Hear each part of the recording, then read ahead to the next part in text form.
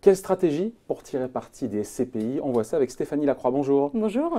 Alors, c'est votre conviction vraiment quand on veut voilà, avoir un complément de revenu en vue notamment de sa retraite. La SCPI, c'est devenu vraiment un outil pour vous qui est incontournable? Ah oui, la SCPI, la SCPI s'impose si vous voulez obtenir des revenus complémentaires. Rappelons qu'une SCPI, c'est une société civile de placement immobilier.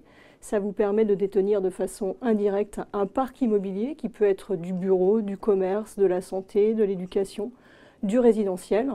Et vous êtes sans souci de gestion puisque c'est la société de gestion qui gère pour votre compte l'intégralité de ce parc immobilier. On a une petite part, enfin à du concurrence de ce qu'on a misé, mais on a une petite part et on a des droits dessus, notamment de toucher des loyers. Exactement. Alors avec une mise qui peut être de quelques centaines d'euros, effectivement, vous allez vous constituer des revenus complémentaires qui vont arriver tous les trimestres, le mois qui suit le trimestre 6000. Et l'intérêt, c'est que ce sont des revenus complémentaires qui sont relativement stables dans le temps. Après se pose la question, évidemment, il faut en parler de la fiscalité.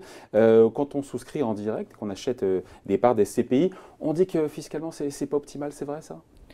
Non, c'est intéressant. Alors, ça va dépendre de votre tranche marginale d'imposition. C'est vrai que si vous êtes dans une tranche marginale d'imposition basse, ça a d'autant plus d'intérêt d'aller acquérir des parts des SCPI.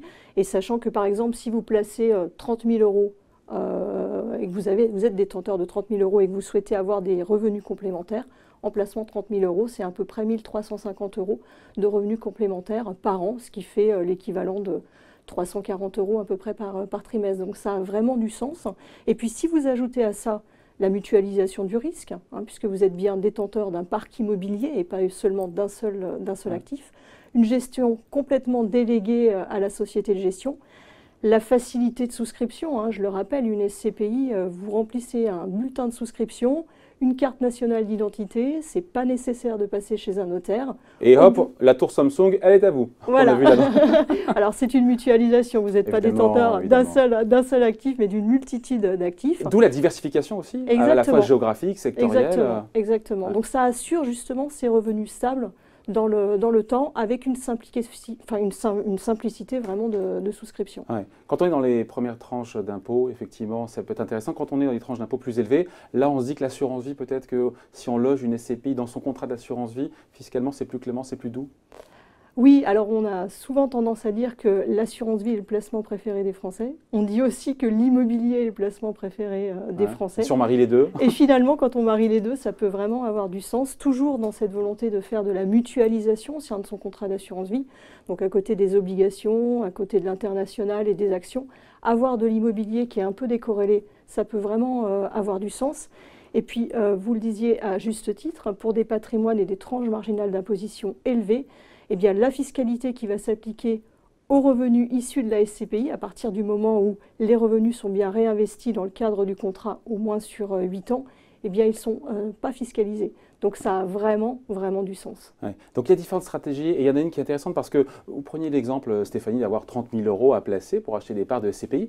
Mais si on n'a pas, encore une fois, ces 30 000 euros qu'on a moins à placer, qu'on n'a pas cet apport dans son intégralité, la solution peut passer aussi par une souscription à crédit. Les taux sont bas, c'est aussi l'occasion parce que les SCPI rapportent plus, de faire un espèce d'effet de levier. Alors exactement, je dirais que c'est l'intérêt aussi du placement SCPI, c'est que vous pouvez le faire à crédit.